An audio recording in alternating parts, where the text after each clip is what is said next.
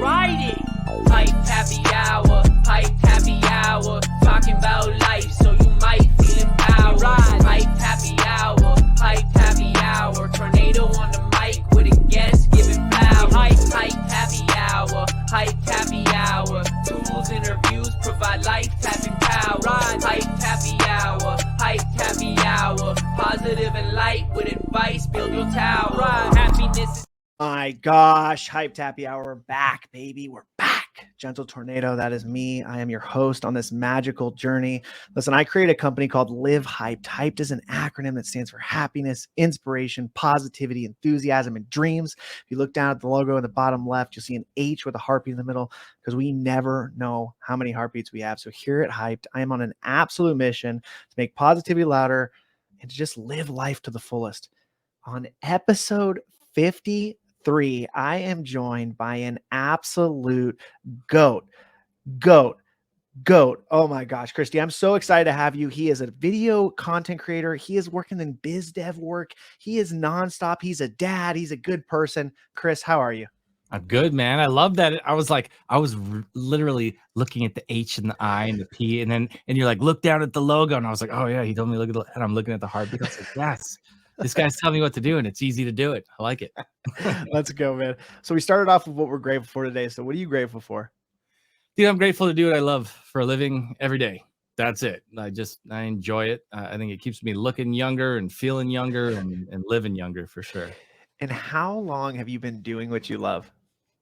I have kind of never had a job in my life, and I'm 39. So most of it, but specifically in this like YouTuber world or whatever, right since like 2010, 2011 was when I kind of like, make videos all the time. So that's it. Dang, that's wild. I love it. So here at Hyped Happy Hour, we're on a mission to, like I said, make positivity louder and bridge the gap. Just meet amazing people, hear their journeys. I have asked very thoughtful questions around the words within Hyped.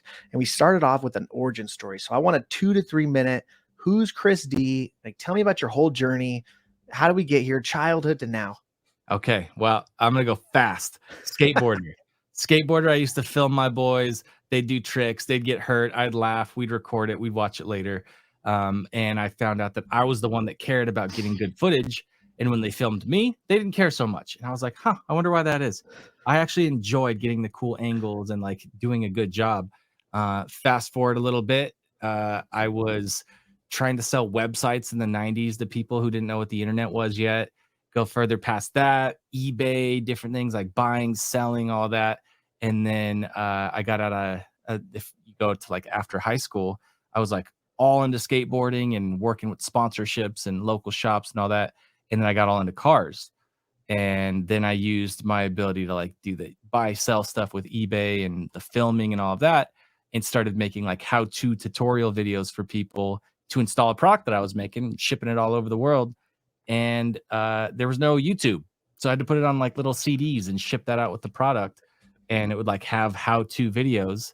And then YouTube comes out, start putting those videos on YouTube. And I thought that YouTube was like Dropbox. So I didn't realize people were like doing cool stuff on it. I just thought it's like where you store your video files on the internet. And then in like 2016, somebody's like, oh yeah, this guy just hit you up and he's a big YouTuber. And I was like, what's a YouTuber? And they were like, oh, well, you have like a few thousand people that are like subscribing to what you post your videos on YouTube. There's people that do that for a living and they get paid a bunch of money and they like build brands and do all this stuff. And so that was kind of like clue on, okay, this is actually a thing. I should start learning how to do that. And for the first time, I pointed the camera at my face instead of the cool lights that I was building. And I realized you're not automatically good on camera. I sucked at it. So then it was the journey of like, okay, let's learn how to actually make videos that people want to watch and connect and build an audience. So that was probably kid up until a couple of years ago. That's incredible. Do you still sell that product that you created? So what I used to make this thing by hand, and this was in 2003 was when I came up with that product. And it's because BMW just launched these little glowing rings in their headlights and they were called Angel Eyes. Right. And so I figured out how to make those for my little Hyundai. And then these guys with the same car were like, they'd be in Australia or England or Canada or whatever. And they'd be like, hey, can we buy one And so I'd spend like $35 building these things and charge these guys like $40. And they were like, hey, dummy, you have to charge us more. You have to make more money if you're going to build these things and send them to us and you want to keep it up.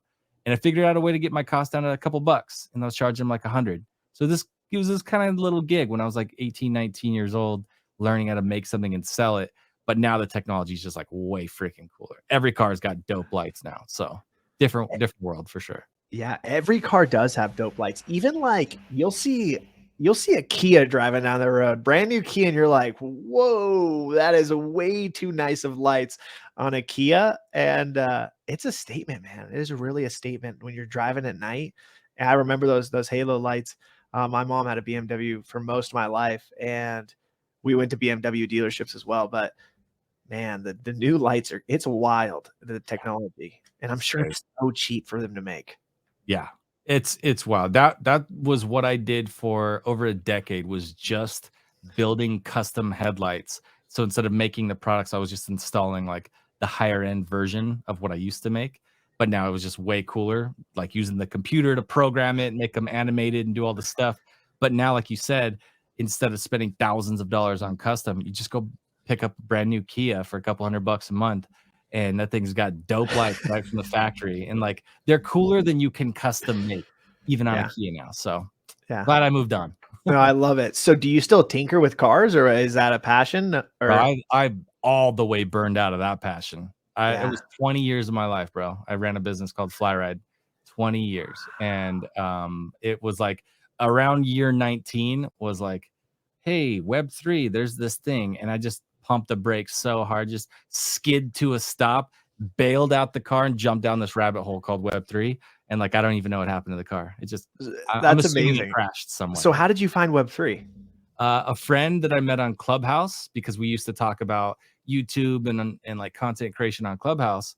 A friend, her name is String, and she launched a project called Chubby Corns in 2021. Steve Aoki got in on it. It like just hyped, just blew up. Super small run.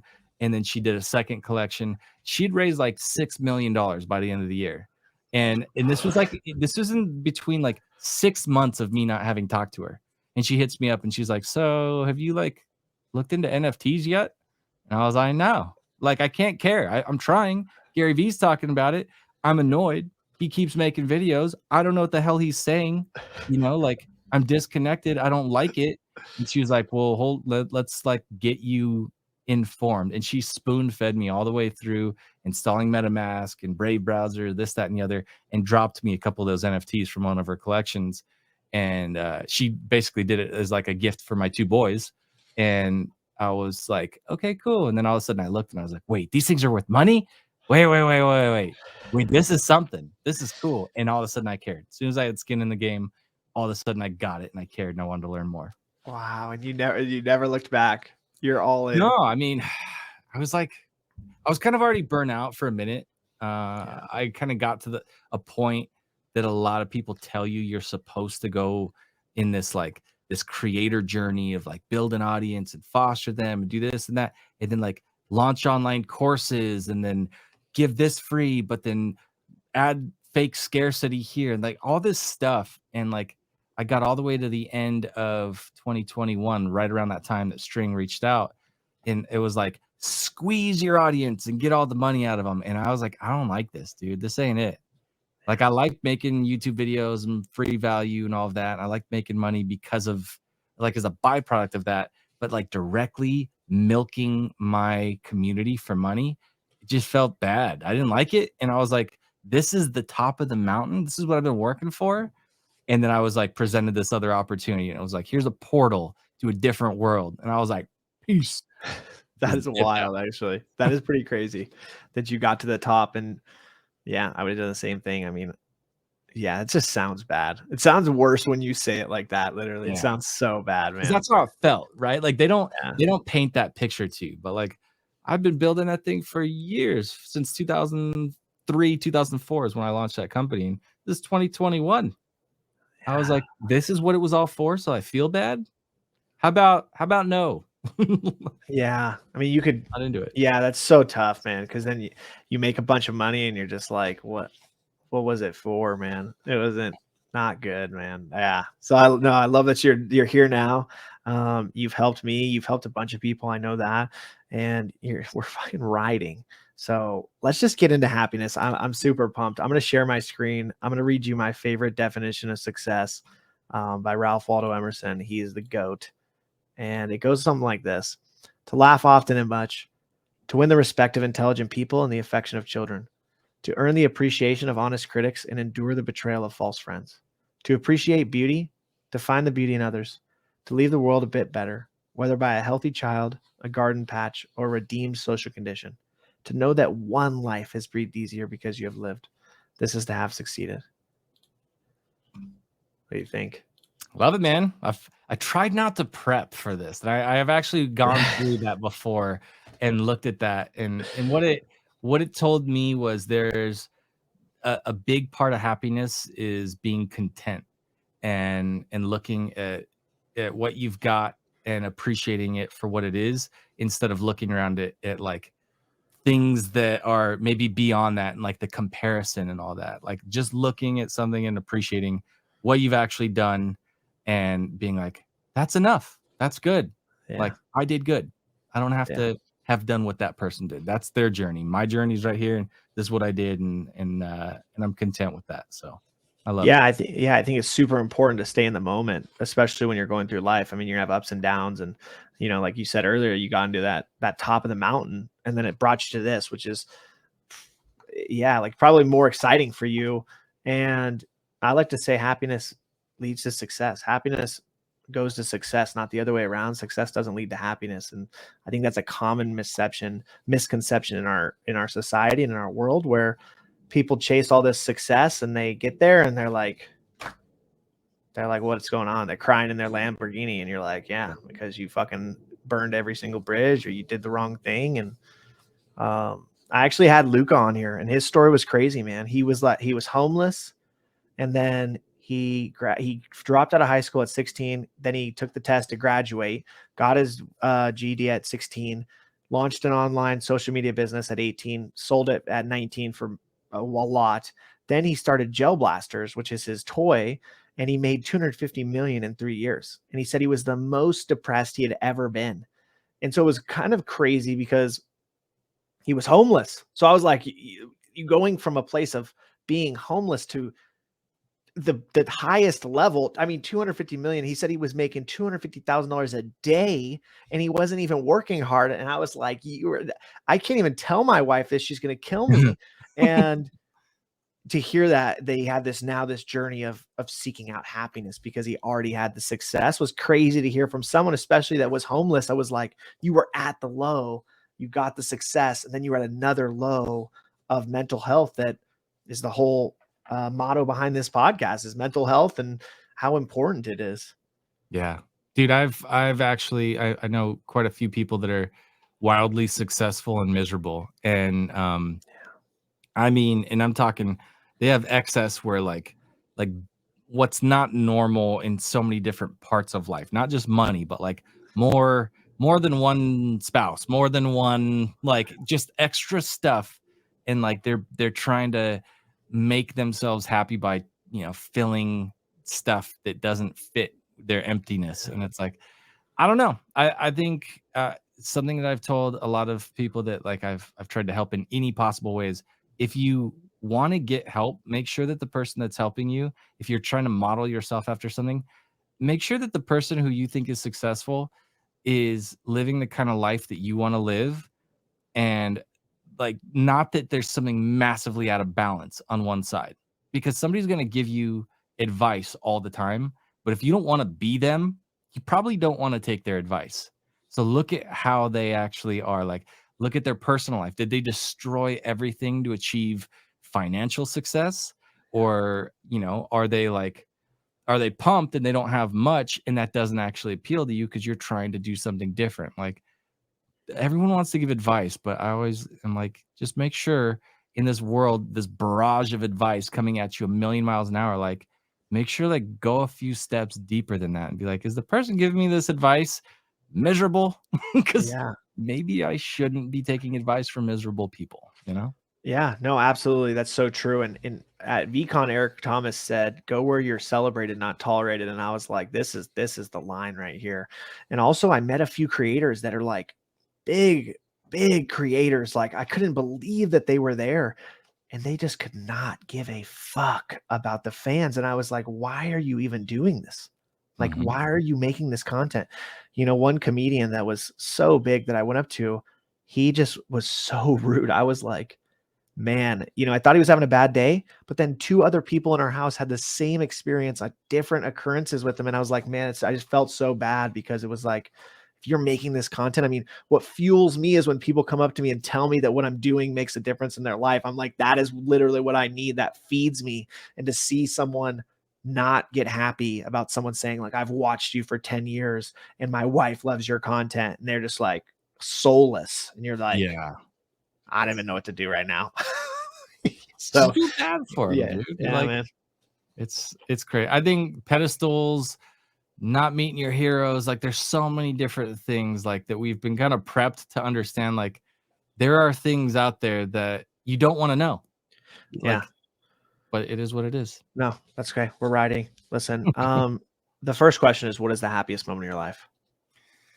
Um, man, I mean, I I got some real hardcore good ones. So and they're definitely cliche. Like I married my high school sweetheart. I've been with her since I was 17. Got Love it. married at 21. Yes. So that was super dope. I would say probably that when I had to like strike a wave.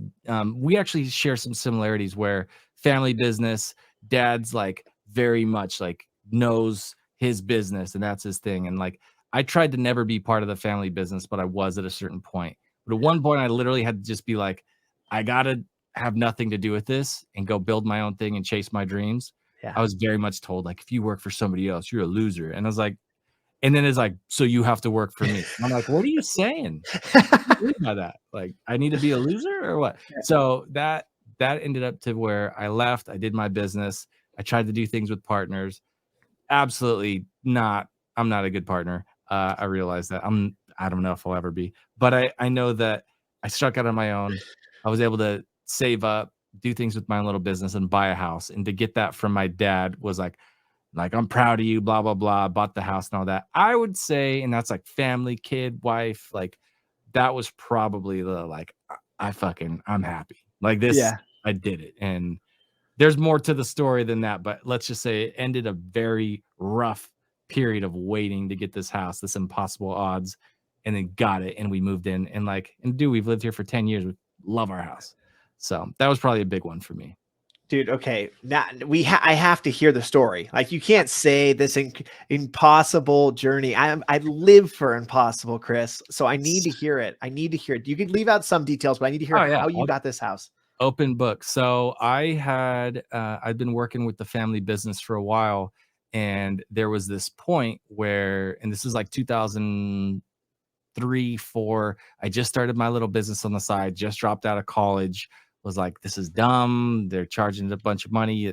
I stopped believing in most of the education that was out there because it was a big cash grab. And so I was like, all right, I'm gonna do my own thing. I'm gonna leave the family business and not work with them. I did all their like video and photo and stuff like that, even back in the day, and went and started this company. Now I knew that one of the things that had happened was we were supposed to be fixing up this house, putting money into it, and then we were gonna turn around and flip it, take the money from that house and use it as a down payment for our own, right? So that we weren't like under anybody's thumb or anything like that. Now, the family business owned that home that I was in. And so as soon as I left the family business altogether, then they ended up getting in hot water that had nothing to do with me and literally hit me up to be like, we're selling the house out from underneath you. And I was like, oh, and I kind of always felt like that was going to happen. Rug was going to be pulled out. So I've been at this house for years, and it was like, okay, well, I have a kid, I have a wife, I have a business now that I run out of my garage. Mom and dad, I'm moving back in. So we stayed with them until I could go show banks that I made money enough to loan me something to buy a house. So that whole process where the house was pulled out from under us was like just after the financial, like the banking, the housing crisis and all that stuff. So everybody was wrecked. Nobody wanted to give money to anybody, but I was able to like run a YouTube channel and hang out with friends all day long and like work out of my parents' garage, live in the room above it with my wife and cat and my kid down the hall. And we were there for just about a year. And for some reason, by act of God, we worked with this badass broker. She helped us put like an offering on a house that they accepted. And here's the reason I was like, don't want to 100% get into it, not because I don't want to, because it's a long story. My parents decided to sell their house at the same time too. They sold it, and then we had nowhere to live again.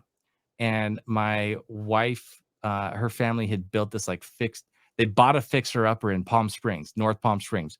Basically like the ghetto. It's like not safe. It's not Palm Springs. It's called Desert Hot Springs. Oh man. And they had this house out there in this massive heat wave. It was empty and dirty and gross, and it had a swamp cooler, no AC. It was 120 degrees outside, thick, gross carpet, and the swamp cooler that just packed moisture into this thing. So we go from living with mom and dad, it's nice, to got nowhere to stay, moved to the desert. This was literally like biblical bad, not okay. Living in the desert. I used to have to buy 5-pound ice blocks, climb onto the roof, stick it in the swamp cooler, and then we'd wet and freeze our sheets so that we could go to sleep and actually go to bed and not be just miserable. So all of that happened. And then just absolute craziness. The bank's like, okay, we can do this, but now they don't want to sell to you. We had to put a Les Pens on the house that they'd sell to us. We had to force them to sell us this house because we were in the freaking desert trying to not die. And it all came together in this crazy, dramatic moment. And then and you asked what was my happiest? Bro, I had the keys. This beautiful home, beautiful weather, AC, everything's nice, no gross carpet, no desert pirates, no like bad. And I just got to work in this beautiful home. And like, bro, that was like the dream. It was like deliverance from, like, it was the promised land for me. It was dope. So that was the backstory you asked about.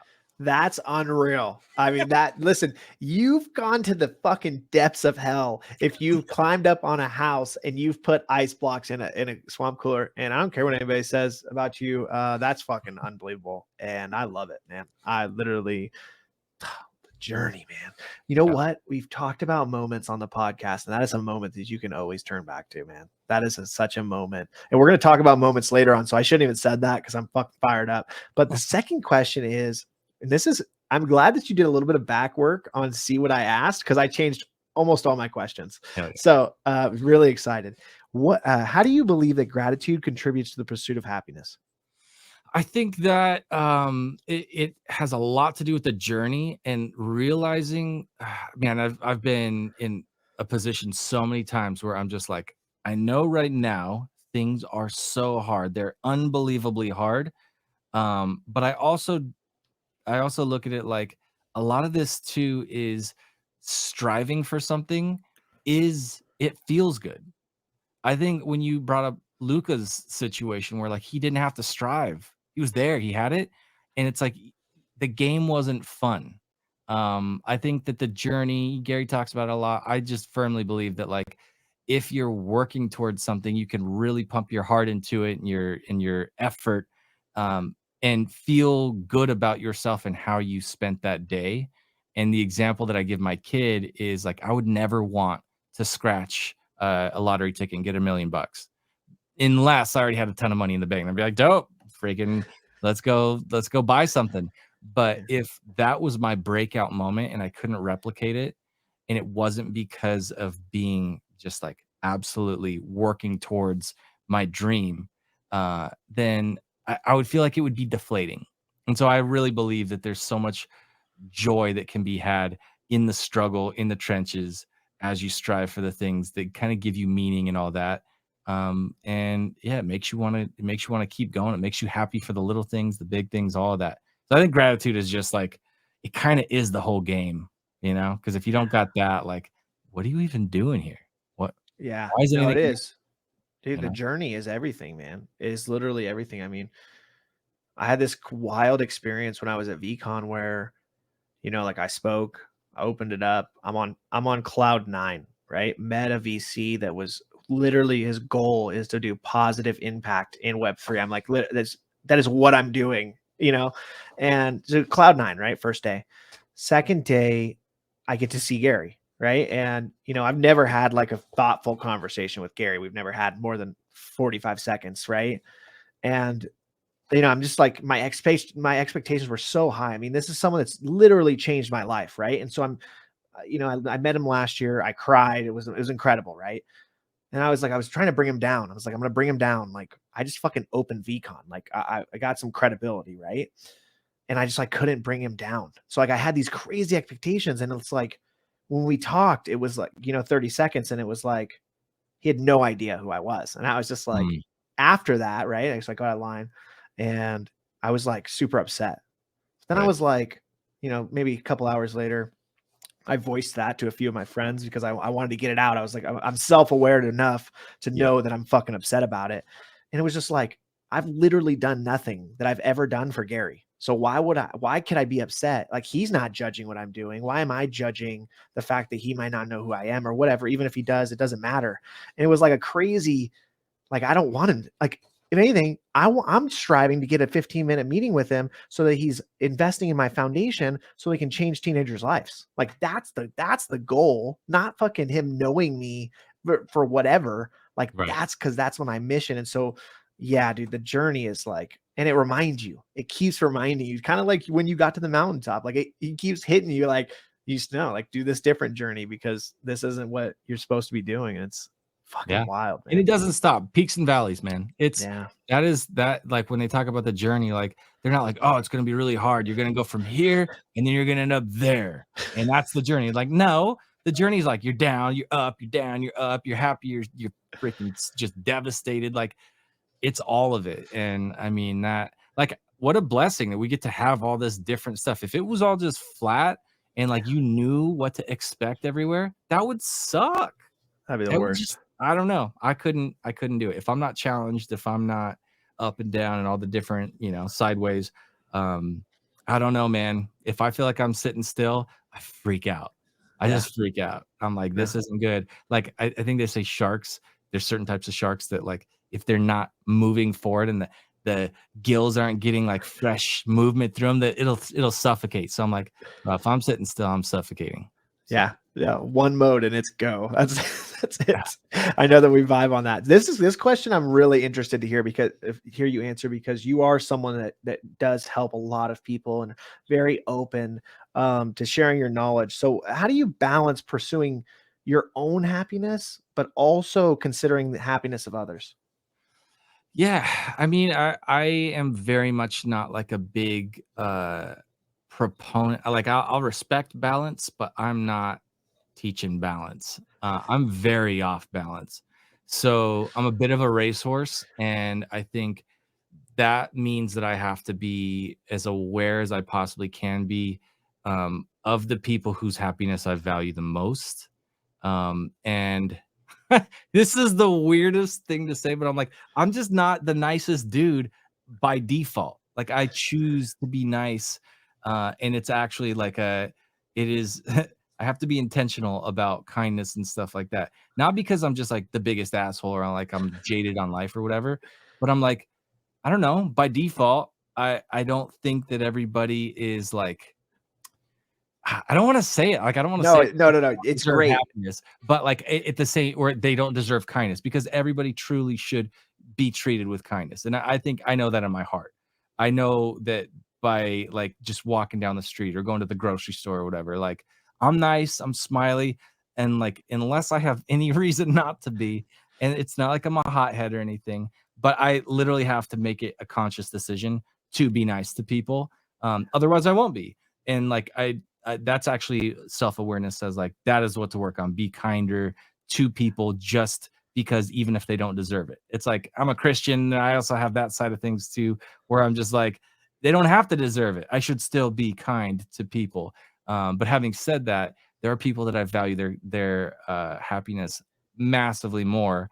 My wife, number one, she puts up with me, dude. Oh my gosh. so full of myself as it is. She has to listen to me yap about business and stuff that has nothing to do with anybody but me.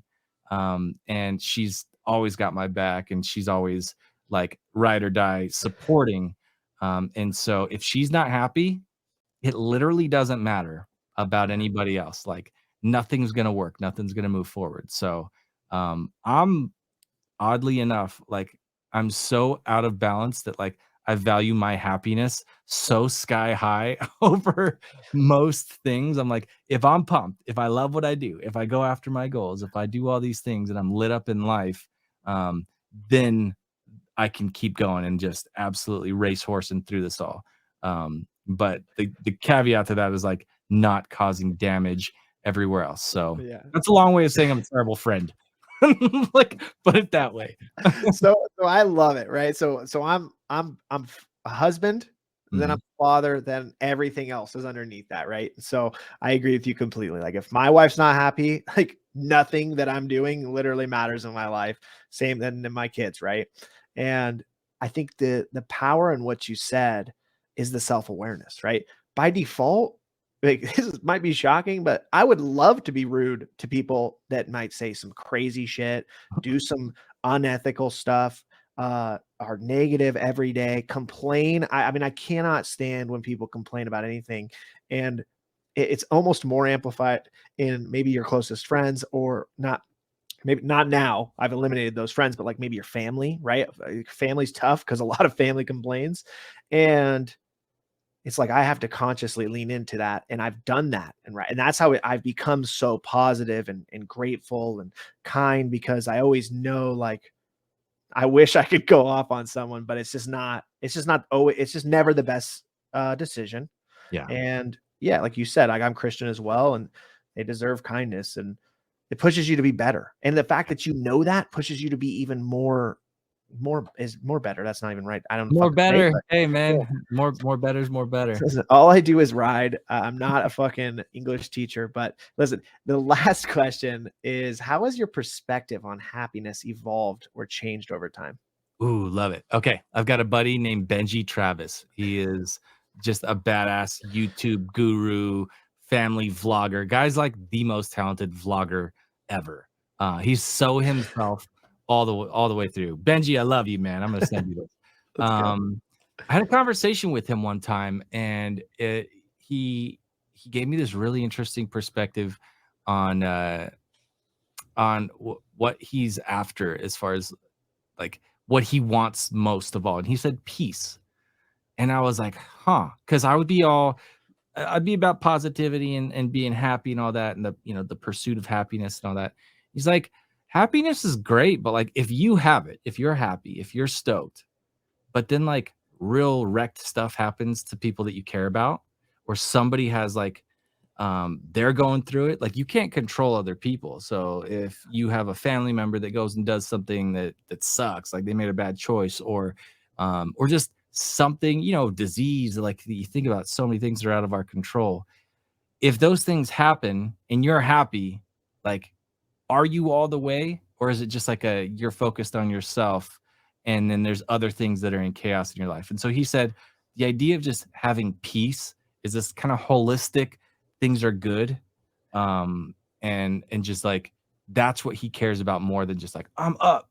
He's like, I just want to be at peace. And I'm like, oof, Benji, wise man. I love that guy. That is, yeah, I don't even say anything. I don't even say anything. I think I'm rethinking my happiness levels. I mean, to be honest. Yes. Shout out Benji. What did you say his name was? Benji Travis. If you've ever seen Think Media, that's Sean Cannell. Sean Cannell and Benji Travis are best homies. So they've done a channel together called Video Influencers. They're just like, yeah, they're and then I think it's Judy's World or Judy's Life is Benji's wife. She's just massively YouTube famous. So cool family. First of all, Benji Travis is one of the best names I've ever heard in my entire life. So that guy has won already. He has a leg up immediately. Fuck, that's all I gotta say. Listen, we're gonna move into inspiration, and the first question is probably one of the best questions, and it's what is one lesson in your life that you've had to learn the hard way? All of them. Like I think Wow. One that I've had to learn the hard way. I'm just trying to think of a really solid one. I think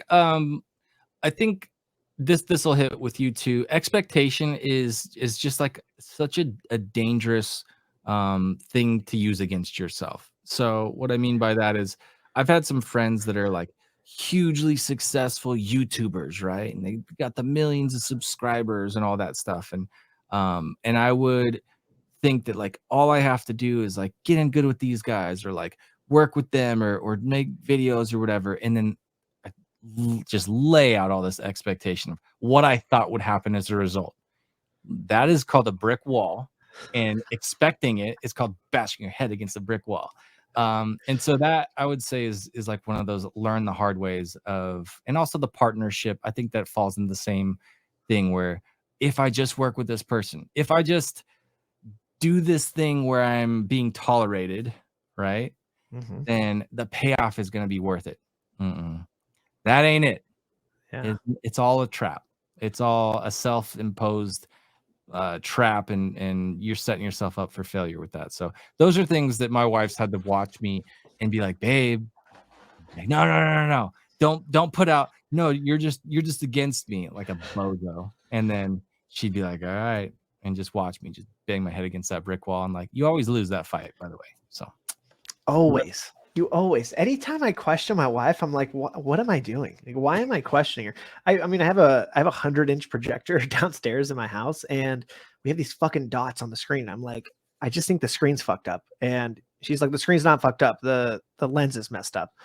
I'm like, no, it's a screen. And like, of course, I should have just trusted her because she's already cleaned the projector multiple times, attempting to get those dots off, and it's the fucking projector. So I'm just like, that's just a simple thing, but like yours definitely harder. And I agree with you. You know, man, those moments are very big life lessons that sometimes you got to go through multiple times, and sometimes it's one and done. But I how think, lucky are we though, dude, to have wives that's what we can say about them. All I have to do is like, imagine if it was like, I can't trust my wife. Dude, none of my life works if that's the case. dude, no chance. I've been married for almost 18 years, bro. And I've been with her, like I said, since I was 17. So 21 years with this woman. She's amazing. There's nothing in my life that would work at any stage of the last 21 years if I didn't trust this woman and she didn't have my back, and like get to know that like, oh, I get it. When I take her good advice, things go better. When I go against her advice, they always fucking fail every time. 100%. Like, you think I'd get it, but nope. Yeah, I Still mean, questioning yeah, if she's right or no, not. grateful, man, grateful as fuck. Honestly, for that, I'm so grateful. That's so awesome. Okay, the next question is: can you share a specific moment or an event that sparked a significant change or transformation in your life? Yes, I was 19. I was super into cars, and I was just learning. I was just getting all hyped on it. And a dude that I had gone over, I was trying to prototype a cold air intake made for my car. So I drive to this guy's place of business, this manufacturer guy, and he talks with me about the car or whatever. And then he goes, hey, he's like, what's your last name? I said, Darafiv. And he's like, oh, that's like that building in Chino. Yeah, like that furniture place. And I was like, yeah, it's my family. We're, it's like an Americanized Russian name. Like, it's not even a real name. It's only us. We're the only people that have that name. And he's like, no way. So you guys make those, like the poker tables and stuff? He's like, I was going to buy one of those. And I was like, dope. Well, like I could probably, help you out and try to, make sure that you get the best thing and see if there's anything I could do for you. And I kind of brokered this little deal where like I just gave this dude a killer deal on this table. And that's all that it was. It's just a family business that I wasn't even really like super involved with much. And the guy's like, I'm really impressed with how you did all of that. He's like, have you ever thought about being a reseller of automotive products? Like, he's like, the resellers make all the money. You did such a good job with that. Why don't you just buy or sell the cold air intakes that we make, and you just be like a reseller and just, set up a website, blah, blah, blah. He's like, you'd be great at it. This stranger, I didn't know him. He just gave me this tiny little nod about like, and like only because I gave him a deal. I don't even know if he meant it. It doesn't even matter. It's the fact that he told me, oh yeah, you did great, young guy. I'm this old older, successful business guy, just giving you a pat on the back. I think you'd be great at this. You should do it. And I literally came home and told my mom and my dad, I was like, I know what I'm going to do. I know it. I'm going to start this business. I'm going to just do this automotive thing. This guy said that I was good at it, blah, blah, blah. I can do it. And like, literally, that's what Flyride was. That's where that came from, was that guy telling me I could do it. So like, Yeah, here it is. That's wild. That's freaking wild. Did you ever did you stay in contact with him? And he like caved, went out of business. I like looking at him a couple times. Like there's a couple guys like that in my life that I have like reconnected with one of them. But that particular dude, his name was Andy Vasquez. And I don't know where he went. yeah, no, that's amazing, dude, man. That's interesting. Like, it can take one time for someone to just instill that faith, or just to genuinely tell you something like that can completely change your perspective and give you that push that pushes you till now. I mean, that's pretty wild, dude. That's sick, man. I love that. What is there a particular quote or a mantra that serves as a source of inspiration in your life? I don't have like a go-to. There's not like a particular one, but I'm just like a big fan of daily proverbs. So I think I kind of like, it changes up depending on the day. So it's like there's a proverb for each day. And I'm a bozo and I mess up all the time, and like I cuss like a pirate, and like I'm not this like be like me, holier than thou. I'm just like, I'm messed up. That's why I believe as I do. I love the iron, as iron sharpens iron and all that. There's a good one that I need to remember, but it basically says, like, look at this dude who, and it doesn't say dude, but look at this dude who's skilled with his hands. He'll work before kings, not for obscure men. And I'm like, oh, let's go. That's like, all right, be good at what you do. You will get the attention of the people at the highest level if you are skilled at what you put your hands and your mind to. So like that kind of stuff hits with me. And so I don't have one that I live by, but I love every time I read that. No, man, the proverbs are so powerful. Like, even you saying that, like, my goal in the future is to be able to know what you're talking about when you say it. And me and my wife have an unbelievable church that we found probably 3-4 years ago. And we've now like surrounded ourselves with the best people there. And like, I'm very vocal about me cursing, and like, I was like, I don't think I'll never not curse. But I want to be the best Christian that I can be. And that is a big time goal of me. And I think surrounding myself with these unbelievable people, I'm like, I'm not even kind compared to these people. Like, I'm not even an ounce of, there's no kindness in me when I'm around these people. This is the most insane thing I've ever seen. And I love that, because it's like something to just keep striving for. And it's just like surrounding yourself in your life with other people that you want to be like and be surrounded with, and just, you surround yourself with positive energy, and you're going to get that. And so I think we're on the same path there. So we'll be going, we'll know Proverbs like the back of our hand in a year. Dope. I gave us a year there. Did you see that? 365 days. So it's May 30th of 2023. By 2024, May 30th, we memorize it. 12 opportunities to read it and memorize it. And it starts tomorrow. June 1st is Thursday. We got till Thursday. So there we go. We will definitely be riding. Tomorrow's our day off, and then we start on Thursday. How do you okay, wait, hold on. How do you balance seeking inspiration from others with staying true to your own unique voice? This is something interesting, because you've been in, like, I feel like you've already talked about a little bit of this, but I want to know how you find inspiration, even though you have maybe big people that you've been involved with. I'm always moving, dude. So I don't click up. I know it's how I was in high school. I know everybody, but I'm not like a maxi in any one camp. And you, I look at it like this. There's very often people that will uninvite themselves from your life by saying, at least with me, God, I hate to be told what to do. I'm the worst. Such a rebel skateboarder, ran from the cops every damn day when I was a kid. Was like, don't tell me who I can't help. Don't tell me who I can't be friends with. Don't say, oh, well, if you're friends with that person, I won't be friends with you. Bye. Bye, Felicia. Like, that is not a thing for me. Don't try to control me. I think being slow to anger is like, it's such a vibe for me, because it's like, I'm not going to let you control me. That's actually the easiest way to lose, is just like letting people rile you up, or being like quick to anger or anything like that. So I don't know, man. I think I think it's, for me, I just like to be able to navigate to different people, and I find inspiration all over the place. And I think when I'm things are getting stale, I start being like, oh, dude, I need to feel creative. And if I there's a big chunk of my story I haven't talked about in the Web3 journey, where I actually like came on board with the company. I made a boatload of money. It was dope. And it absolutely snuffed out my creativity. I was miserable.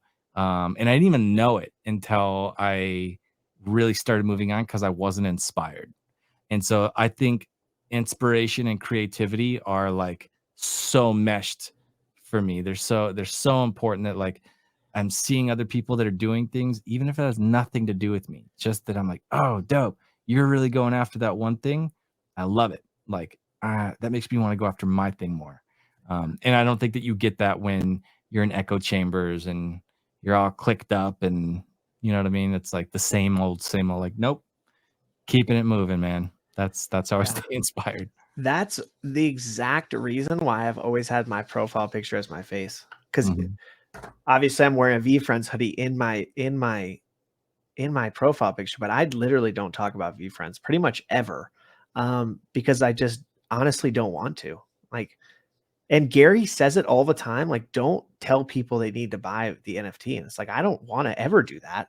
I'll just tell you the cool shit that maybe they're doing, or why I like it. But yeah, I would just never tell someone they'd have to buy it. And like, I was just like, my face is everything. Like, that is me. Bro, I had a founder reach out yesterday, and I don't know why he thought that this was the time to do it, but he reached out and he's like, so when are you going to put your PFP on? Or he's like, what are the, I forgot. It was something to the effect of like, when are you going to wear my NFT as your face? And I was like, LOL, no chance. Like, not Yeah, ever. dude. That's Yeah. when. Not Yeah. ever, bro. Get out of here. That's my brand. That's my whole thing. Yeah, it's Crazy. weak, dude. It's like, it's weak, man. Yeah, I don't. Yeah, I love it. I love it. Okay, we're gonna move into positivity. This is my shit. Fuck, I love positivity, man. Positivity is so sweet, man. And when you realize it, when you realize you don't have to have toxic positivity, it amplifies your life times 1,000. I'm on a mission, man. Negativity is so strong. Drama, we've seen in this space in the past week, 2 weeks. And, the Lasada ratio literally says that it takes 3 positive emotions to kill 1 negative emotion. So that's how important positivity in this world. And I just will never, never stop preaching positivity because of the positive impact it's had in my life. And I've seen it have in other people's lives. So I ask you this because I know that you have a lot of positivity. Are there any specific, practices or habits that you've adopted to cultivate positivity in your life? Yeah, 100%. Ask my wife and my kids. It's part of why I tell people I'm full of myself, so I don't throw them off when they hear me call me awesome, because I do it all the time. And I'm my biggest cheerleader for sure. Yeah. To the point of the amount, like, I think it's actually incredible. You could get 100 positive comments on a YouTube video, and the one that's negative is the one you focus on. Completely changes your mood. You toss the 100 to the side like they didn't even matter, like they weren't even there. And like, oh, what's this guy saying that I should have done something different? Like, he doesn't even know. That is such a trap. And it's, again, goes back to the not being easily controlled and stuff. But I've used positive language and like very intentionally, and I taught my kids that too. I always tell my kids, like, they'll ask questions, and like, and I absolutely shower them with love and tell them how awesome they are and all that too. So they know. When I tell my 6-year-old that he's awesome and he's adorable, he says, I know. And I'm like, okay. Yes.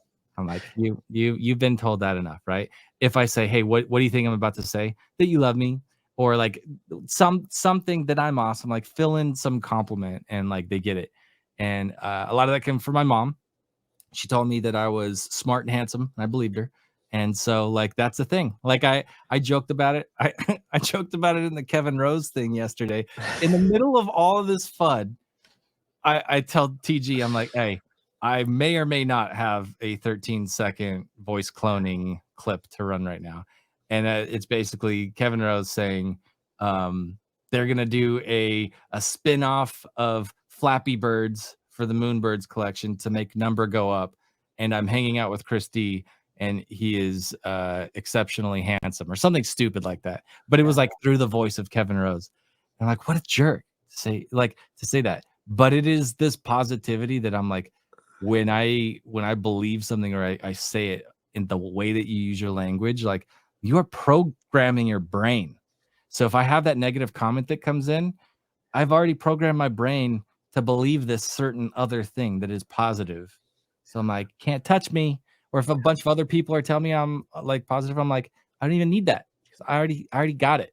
Yeah. So like, I'm not going to go up because you tell me to get high on my own supply. I'm not going to go down because you tell me that you suck, because I think I'm good. So I'm going to just chill right in the middle. And bro, it's like a superpower. Yeah. It really is. The power behind being kind and being positive to someone that's being negative is the unlock.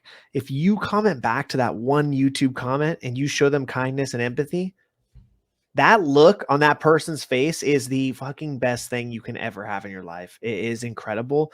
And I love my come up in this space was going into really dark fucking Twitter spaces with 500 to 1,000 people and just going full positivity mode, fucking Superman screaming, "We are riding." That was literally how I fucking grew my brand. And I just kept doing it. And you know how hard it is? Sometimes I would sit in a Twitter space with my hand raised for 2 fucking hours, but it was the opportunity. I was grateful for the opportunity. I was grateful to be able to fucking preach positivity because it was needed. It's And hard. It's the work too. Yeah. Like I watch you guys, and now it literally, this has come to mind multiple times on like Saturday morning cartoons. I'm like, it is so much work to do the positivity side of things. It is zero work to do negativity. It takes no thought, no time, no effort. Just like blah, you just spit something negative. It just came out. But to talk to something and to invite people to come in and to be patient with them.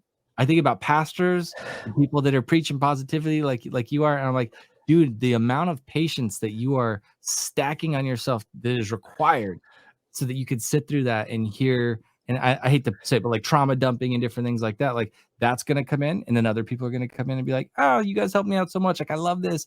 And it's like some are high, some are low, but like you're signing up to do work. Like you are working to preach positivity. And I appreciate it, man. It's not, I don't do it. Respect it. First of all, I appreciate that so much. It means the world. And, you know, I had a call with someone last Friday that was a very, very big personality, has a nonprofit foundation. I met him at VCon. We connected, and I was like, we're going to work together. I told him, straight to his face, that we're going to raise $1 million together for our foundations. Well, anyways, we had a call, and, you know, he asked me, he said, you know, it's going to be hard to raise money. And I stopped and I said, you know that I'm launching a foundation for teen mental health.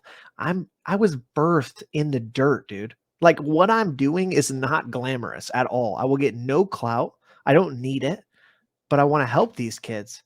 And it was one of those moments where I wanted to work with him so bad. And he, you know, he said to me, well, you need to bring something to the table. I said, that's fine. I said, you know what? We'll talk whenever I can. You know what? And to me, I was like, I'm going to raise $1 million for my foundation. Like, and then he's going to be wanting to work with me, and that's fine. Like I understood his perspective too, of like, you know, he is a big name. He has these connections, but I was just like, yeah, like the non-glamorous. I mean, in a different world, I could have over 100,000 followers. I could have crazy engagement. I could have these spaces like Thread Guy. But I haven't chose that. I've chose this other route that is, I'm not gonna lie, like what you said, man, it's tough. And I'm so grateful, especially when I'm in person with people, man. Someone comes up to me and shares their story with me. Like that is like, I have goosebumps right now telling you, like, that is such an honor that someone would trust me with that, like that I've made them feel safe enough to tell me about some crazy stuff in their life, and that I could offer any amount of whatever, inspiration, positivity, whatever it is to them. I mean, that's literally everything. Huge. Yeah, Yeah, literally it's like everything. a massive responsibility. So like it's cool that you take it seriously like that too, because I know when you feel like a safe person, people will bring you this stuff that you better be a safe person because some of it's heavy, you know, Yeah, and like yeah. that's pretty incredible. You know what I mean? So I Thank love you. it. I'm excited about this. So this is an interesting question because we've talked about balance a little bit and how you don't have it, but I think you're very in touch with this. So, how do you find a balance between acknowledging and processing negative emotions while maintaining a positive mindset? I'm trying to think who said it. They were so smart. But they said something along the lines of never make decisions when you're tired, you're hungry, you're intoxicated, or something else that was smart. And it makes a lot of sense that if I've had a day where I'm just, dude, things are not going my way, then I'm like, I just need to get to tomorrow. That Yeah. like I just need to before I make this decision, before I pull the trigger and whatever. Am I frustrated? Like right now, I'm frustrated with somebody that I do business with, right? But I'm like, I'm not gonna go emotionally act out because of whatever. And I'm multiple days into being aware of like, gotta make a decision, gotta handle something. Um, but to be as like balanced in my decision making as I can be, I just got to ask myself those questions. Like, am I scared about something right now? Am I like freaked out? Am I tired? Am I drunk? Am I high? Like any of these things. And like, if I'm of sound mind, then I love the idea of just like make a decision. Gary says you'll never know what would have happened anyway. Yes. And just move forward. And like, I think feeling like you made good decisions and moving forward and like not worrying about regret or anything like that is like, I don't know, it's pretty freeing. So Yeah. I No, I love that because you're acknowledging it, right? You're acknowledging it is so important in so many aspects of life. But like you said about what Gary says is the regret. I feel like one of my core missions is just not have regret. Like when I'm on the deathbed, that is like drives me every single day is to just not have regret. And that's yeah. can be taken everywhere with your kids, with your wife, with your everyday life, with your parents. I mean, it's just like living in that moment and being like, what? Yeah, making a decision. And you have two paths, right? You make a decision, you go one way. You don't know what happens if you don't go that way, right? And that way could lead to 10 different things. And so I love that. I love that you said that about I think regret. the other thing that the big part is like I give myself grace that I'm human. And I teach my kids this all the time. I'm like, you know what a lot of dads don't do? A lot of dads won't say that they're sorry. They won't acknowledge that they screwed up. And they won't let you know that they're a human. And that's Yeah. gonna suck for you if you get older and you think that like your dad had it all figured out because he didn't. Nobody's dad had it all figured out. They were just as screwed up as anybody. But the reality, I tell my kids this. Sometimes I made the wrong choice, and I'm sorry, and I love you and all that. But like like I should have done this or I should have done that. But acknowledging that, it is one thing that like no shot I get that from my dad. Not ever. No way. This man will not say he was wrong. Nope, not happening. Yeah. So, I look at that as just like I think it's a strength. I Yeah. think when you've pissed off a customer and you did something wrong and you tell them, this is what happened. This is where I screwed up and I'm not making any excuses for it. And I apologize for it. And this is what I'm doing to make it right. And if they want to just continue to pour salt in and grind and tell you that they're mad or whatever, you're like, I'm good. I covered the bases. I hit all the things I need to hit on. Now it's just this game of can they piss me off or not? And like, I'm not letting it happen. I'm not taking Yeah. the bait. You know what I mean? No, I love that. Accountability. I think it comes down to accountability and being a father. Yeah. I mean, yeah, you have to take accountability because that trickles down to your kids. And we have such a lack of accountability in our world right now. It's Yep. like, I'm going to overemphasize accountability. And nobody knows how to be a dad. Like no one knows how to be a parent. You could read 1,000 books. You could have had the best parents. It don't matter. It does not matter. You're going to learn every single day, something new every day. And that's one of the most beautiful things about being a parent is being able to take accountability for those things because that translates to so many other places in your life. I freaking love that, dude. I love that. Okay. The last thing under positivity is want to talk a little bit about toxic positivity because I think there's such a common misconception around positivity when people say toxic positivity. Well, you can be an incredibly positive person, but still realize that life's not rainbows and unicorns. And so the last question is, in your opinion, what are some misconceptions people may have about positivity? I know my wife has taught me a lot about this specifically that and I love this word that I didn't ever hear or this phrase until Clubhouse, but it's holding space. I love that. My wife was one that if you just told her it's gonna be okay, she'd be like, "Fuck that. I'm upset. Don't fucking tell me it's gonna be okay." Like she was met and you're like, "Dude, I thought I was helping. My bad." In her world, it was dismissing how she felt. And she's like, "I need somebody to say that sucks. I love you and I'm here for you." Yeah. And like, I get that. And I'm not necessarily like that's not my particular way, but that I understand that everybody coming up, "Oh, it's okay, sweetie. It's okay. It'll all be all right." It's like, maybe it won't be. How do you say that when you've lost somebody or when there's like some irreversible thing that's happened? Like, it'll all be okay. Like, listen, I get it. And I get that the motive to make somebody feel better is like you're doing it because you feel a certain way. But I also realize, are you doing it for them so that they feel better? Or are you checking a box so that you feel better? That is something that I've learned a lot when it comes to even sometimes apologies. Are you apologizing for me or are you apologizing for you so that you like get off the hook and that you're good to go? So I think positivity sometimes can be attached to selfish motives. And it's a little deep, it's a little heavy, but at the same token, like I get this idea of like, don't tell me it's all good because like right now it's not all good, and I need for you to support me in that. Like, it's okay that I'm hurting and feeling bad right now, and just be here for me and hold space.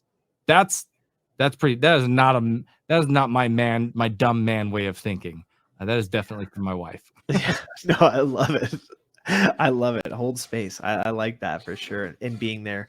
Support, man, is something that is interesting, especially in this space. And I know that you've seen it from 4K, but you know, people show support in so many different ways, and you can in so many different ways. And when you see true support, that is like truly what matters. And so many people show like pretend to show support, but you know, just you could do so many different things and truly caring for people, and that matters. Like that matters. I saw someone tweeted something today about making, I think it was TG actually. He tweeted something about founders need to be front facing everywhere on Twitter, like their social clout needs to be up there.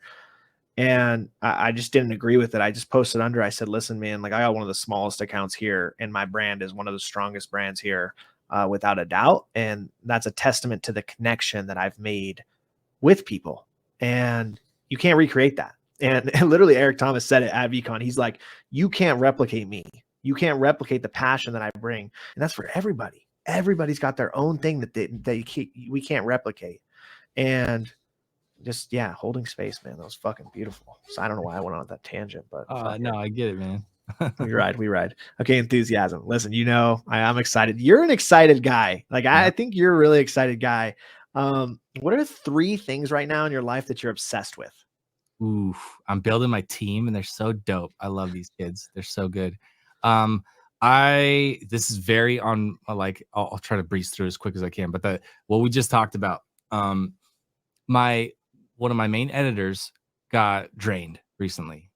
And he's in the Philippines, right? And he lost like 1100 US. And that's a lot. That's a hit. That's a hit.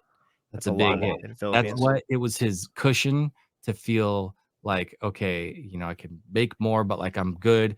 That was like supporting his family, food on the table, young guy, right? Like, so that was big. That was a big thing. And because of that, rough situation, the guy hit me up and he was just frazzled and having like, what am I gonna do? What am I gonna do?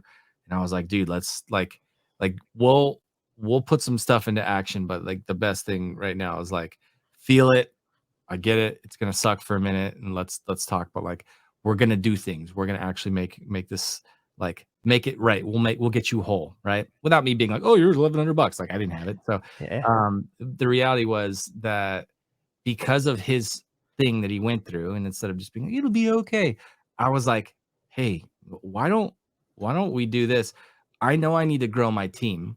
And I know he interned for me for like a month and just did a bunch of work, and I taught him a bunch of stuff. I charge people to teach him stuff, right? Like that's me. One-on-one time for me is important, that like I use my time wisely. So if I'm to sit and train somebody something, like uh the thought of me training a bunch of people and just paying them when they suck is like, that's hard for me, because I'm like, I don't know, I feel like you should be paying me, right? And so Yeah. I spent a bunch of time with this kid, got him talented, got him working. The kid was already talented. I don't take that, but I was teaching him stuff. And then I've learned one of the best ways to learn fast and efficient is to teach. And so I was like, how about this? You help me bring on more people, and they basically intern for you. And I will pay you what I would have paid them. And I will give you bonuses as we bring on more people and expand the team. And that is a way that you're gonna get paid what your normal wage would be.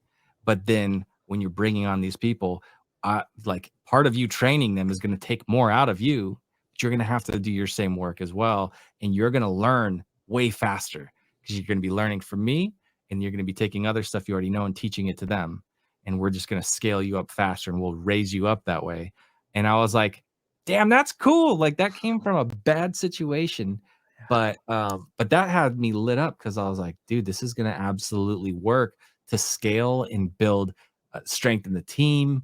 And like these people are going to actually care about each other more because they're not just like random coworkers. This is like a really cool thing. So that absolutely has me pumped. And I mean, just a couple other things are just me getting to use my skill set and then find people that I just see doing really cool stuff, and they're uniquely going after their stuff. And me getting to like sprinkle some of that in and like show them like, here's some pixie dust. You know what I mean? Like, let's elevate this thing. Let's take what I know, what I've learned from my thing, use it with your thing, and then grow together without, like I said, with my old business, like squeezing and extracting like milking every drop of money that I can out of one person, and make that thing that we do cool stuff together appealing to these companies that want to be involved, want to sponsor stuff, sponsor spaces hosts, or get involved with like getting their gear or their SaaS product out there. Like, dude, I love business development. I just love business. So that has me absolutely fired up. And then the other thing is the getting to meet people IRL that are as passionate about what they're doing as I am about what I'm doing. I just like to vibe off other people because I have the ability to sell really well because I only sell or talk about things that like I'm pumped about. And if I'm pumped about it and I talk with you about it, I'll get you excited about it. And Yep. that's how business looks for me, is people getting excited. Then it's really great because then I get to go around other people that they're fired up about what they're doing. And I met a bunch of people in LA last week. It was just a really cool thing that I had this like big unlock. I was like, wow, I've got like the dopest IRL crypto Web3 AI community like in my backyard. And I can just hit that up anytime and go be around all these like-minded, driven people and go do cool stuff. So collaboration friggin' lights me up, dude. So fired up. So that was 3 things. That's cool. No, I love it. Listen, you were fired up talking about it. I was fired up. I love it. Just like what you said. What are some activities or hobbies that ignite your enthusiasm? I still absolutely love boarding, snowboarding, skateboarding, all of that. And I mean, I think it's one of those things I have to be at least cautious enough. Just right before COVID, I was just getting back to skating the 6-foot half pipes and doing like I was going out there and I was going after it. And I was so excited that was going to be like kind of part of my story again. And then COVID happened, and I was like, nope, I'm not gonna roll my ankle. Nope, I'm not. That's not gonna be the the coffin or the nail in my coffin. So that was kind of one side of things. But hobby wise, it's all wrapped up in the same thing. I love I love this. I love this type of microphone. I love those toys in the background. I love the fact that I'm constantly on my phone and I'm doing cool stuff with the gear and all that. But it's all part of it. Like if you wrap those things up together, I recently got invited to an app called Whatnot, and I could use my phone to live stream and list up all these old collectible toys and Transformers and Star Wars stuff and live stream it and just list stuff auction style and do all these things. Like that's my hobby. That's my shit. That's what I was doing in the 90s. Like why would like I still care now. So all my stuff is very much kind of aligned where my hobbies and care and all that. It's like it's all moving the same direction. I love it. I love that. And it's fun that you can do that and list those auction style. I can't wait to can you record it? Does it record? Yeah. Yeah. Oh, And shit. like it That's like gonna be you good. make clips and post it to social and all that. So like I'm about to nerd out when I get That's gonna be some going on good one. shit. Yeah, Yeah. that's gonna be some good shit. Okay. The last question under enthusiasm, you know, to talk about one of the things that I have that you actually just touched on, surprisingly enough, was that I elevate people with my energy. I elevate people with just my voice, but especially in person. And that's why I think enthusiasm is so important in every aspect of life, right? Your kid wins the football game, you fucking scream. And you wake up, you're excited. Anytime you're excited, it elevates other people. So, how do you leverage that in your life to motivate or inspire others in personal or professional life? I think this is so important in our society. Yeah, I think I love the book How to Win Friends and Influence Others by Dale Carnegie. He says you want people to like you, ask them about themselves. Get them to talk about themselves. Bro, it's the dumbest, easiest win ever. Ask if you want me to like you, ask me about me. Bro, I will talk about me all day. Like, I don't care. If there's 10,000 people and I got a mic and a stage, and you ask me about me, pumped, stoked. Like, not at all like bashful about that stuff. And I recognize that in other people, that one of the coolest things that you can do to bring out enthusiasm in other people, and get them lit up, especially because I help people get on video and I help them get used to talking to a camera. And one of the things I ask him is like, what are you excited about? Like, what do you care about? Is it like nerdy? Is it like you're pumped on some particular high school anime thing and like you just love that volleyball anime or whatever? Like, I don't care what it is. Tell me about it. And you can watch people come to life.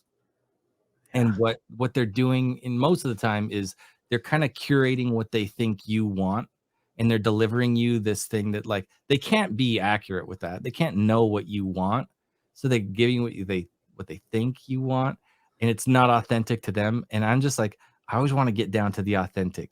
Because if you can just talk about something that you're stoked about, face lights up, like everything about it, your voice, you lean in, like if you can pull that out of people and get them to be themselves and care about what they're talking about, that is the best way to elevate them.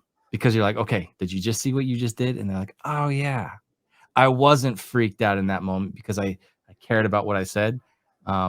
And that's why you don't hear me talk so much on Twitter Spaces. And I'm usually in the audience or I'm usually on stage and I wait until I care a whole lot. Because I really want to care about what I talk about. And if I don't, I'm usually not in the conversation. You know? Yeah, I mean that's powerful for sure. I love it. I absolutely love it. That's good. That was good. You just dropped some knowledge. Okay, dreams is a one fucking questioner. Dude, I literally love this, okay? And it's a hard question and people fucking crush it. So, I'm going to ask you what the dream that you have for your life is. I'm going to tell you my dream and then you're going to go straight off the dome, straight off the heart. Okay. I'm Gentle Tornado. I'm an honest, enthusiastic, and successful man that will inspire others to live their life through happiness. Oh, am I responding yet? No, you're going. You're I'm go. Yeah, going. you go. Chris Yeah. D, Hey, what's your dream? I'm Chris D. My dream is to build businesses that I love and help people that I enjoy working with every day for the rest of my life. That's it. Fucking mic drop, dude. Absolutely huge. Absolutely huge. Okay, listen. I'm going to share my screen and I'm going to read you my favorite poem It's called The Dash. Changed my life. Okay.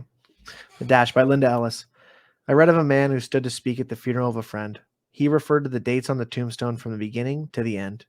He noted that first came the date of birth and spoke of the following date with tears.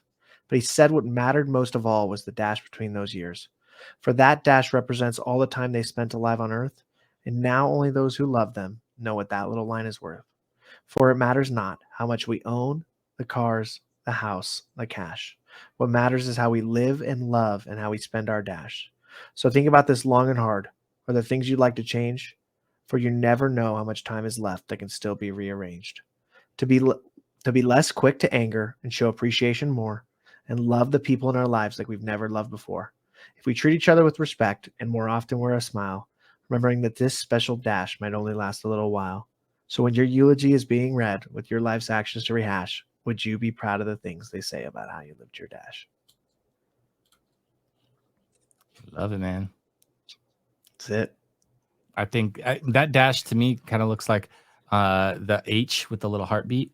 It's like that dash goes through, but you got your peaks and valleys and all this stuff. And I'm like, man, my whole thing is just go, just absolutely go for it, all the things. So One life, dude. We got one life. That's literally it. One life. We got one opportunity. That's so funny that you said that. You're the first guest to say that. Is the whole motivation behind the heartbeat was the dash. That's it, man. Okay, listen, this how we wrap it up is you get to leave the audience with one comment. It could be fucking anything, and it can be one question. Okay. So the one comment is everybody does something really cool. Everybody is special in a certain way, and everybody has value, whether it is something that a lot of other people talk about. It's not them talking about it. When they say whatever it is that they're going to say, they look a certain way, they sound a certain way, they bring something unique to the table. And that is needed for so many people to hear them specifically. So my question is, why aren't you sharing that thing that you have that's unique about you with everybody else? That's it.